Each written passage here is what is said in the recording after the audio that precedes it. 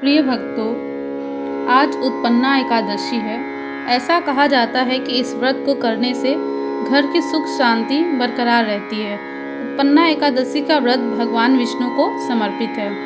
इस दिन भगवान श्री कृष्ण की पूजा करने से मोक्ष की प्राप्ति होती है। यदि आप इस व्रत को करने की सोच रहे हैं तो आपको इस कथा को अवश्य सुनना और पढ़ना चाहिए ध्यान से। ठीक है, इस कथा को सुनने से भगवान विष्णु के साथ साथ माता लक्ष्मी भी जल्द प्रसन्न हो जाती है। तो आइए सुनते हैं कि उत्पन्ना एकादशी की कथा क्या है। पौराणिक कथा के अनुसार सतयुग में मूल नाम का एक दानव था। वह बहुत ही भयंकर और बलवान था। उसने अपने बल से सभी देवताओं को परास्त कर दिया था। उसके भय से सभी देवता स्वर्ग से भागकर भगवान शिव के पास गए। भगवान शिव ने जब उनकी बातें सुनी तो उन्होंने इस पीड़ा को दूर करने के लिए सभी देवताओं को भगवान विष्णु के पास जाने को कहा। उनकी बात सुनकर सभी देवता क्षीर सागर गए। क्षीर सागर में भगवान विष्णु शेषनाग पर शयन कर रहे थे।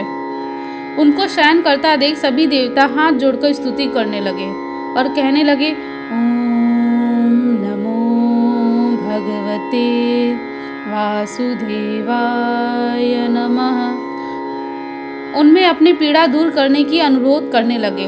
दानव द्वारा सताए गए सभी देवताओं को अपनी शरण में आए देख भगवान विष्णु ने कहा, वह कौन है जो आप लोगों को स्वर्ग से बाहर निकाल दिया है? उसका क्या नाम है? उसमें कितना बल है? वह कहाँ रहता है? उसके साथ कौन कौन और भी दानव हैं? उनकी यह बात को सुनकर भगवान इंद्र ने उन्हें सभी राक्षसों का नाम और उनकी शक्ति के बारे में भी बताया। उन्होंने कहा कि उस राक्षस का एक महापराक्रमी मूल नाम का एक पुत्र है। उसकी चंद्रावती नाम की नगरी है। उसी ने अपने पराक्रम से हम लोगों को स्वर्ग से निकालकर बाहर कर दिया है और स्वयं ही स्वर्ग का मालिक बन बैठा है। हे प्रभु, आप उस दुष्ट राक्षस को मारकर हम लोगों की पीड़ा दूर करें। यह सुनकर भगवान विष्णु ने कहा कि मैं उस राक्षस को मारकर आप लोगों की पीड़ा तो दूर कर दूंगा। तब भगवान विष्णु ने देवताओं से कहा कि आप लोग चंद्रावती नगर में जाएं। उनके इस वचन को सुनकर सभी देवता चंद्रावती नगर की ओर प्रस्थान किए। उस समय सूर्य सेना सहित युद्ध भूमि में गजराज था। उसकी भयानक गर्जना को सुनकर सभी देवता चारों दिशाओं में भागने लगे। तब भगवान विष्णु स्वयं रणभूमि में आकर उससे युद्ध करने लगे। यह युद्ध 10,000 वर्ष तक चलता रहा। युद्ध में थक जाने पर भगवान विष्णु बद्रिकाश्रम चले गए। वहाँ हेमावंती नामक सुंदर गुफा थी। बता दें, यह गुफा 12 योजन लंबी है। उसका एक ही द्वार है। भगवान विष्णु वहाँ योग निद्रा में नजर आते हैं। भगवान विष्णु के सो जाने पर मूर भी उनके पीछे पीछे उस गुफा के पास आ गया। भगवान विष्णु को सोया देखकर मूर उन्हें मारने के लिए आगे बढ़ा। तभी भगवान विष्णु के शरीर से उज्जवल कांति रूप वाली देवी प्रकट हुई और उन्होंने मूर को युद्ध करने के लिए ललकारा। मूर जैसे ही देवी की तरफ युद्ध करने के लिए दौड़ा, उसी वक्त देवी ने उसे मौत के घाट उतार दिया।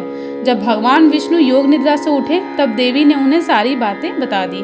देवी ने कहा कि उनका जन्म एकादशी के दिन हुआ है, इसलिए वह उत्पन्ना एकादशी से नाम से पूजी जाएंगी।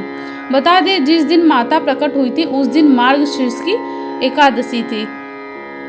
अतः भक्तों, यह उत्पन्ना एकादशी की कथा समाप्त होती है। भगवान विष्णु और माता लक्ष्मी की कृपा आप पर सदैव बनी रहे। और ऐसे ही कथा को सुनने के लिए भक्ति डिलाइट चैनल को लाइक, सब्सक्राइब एंड शेयर जरूर करें।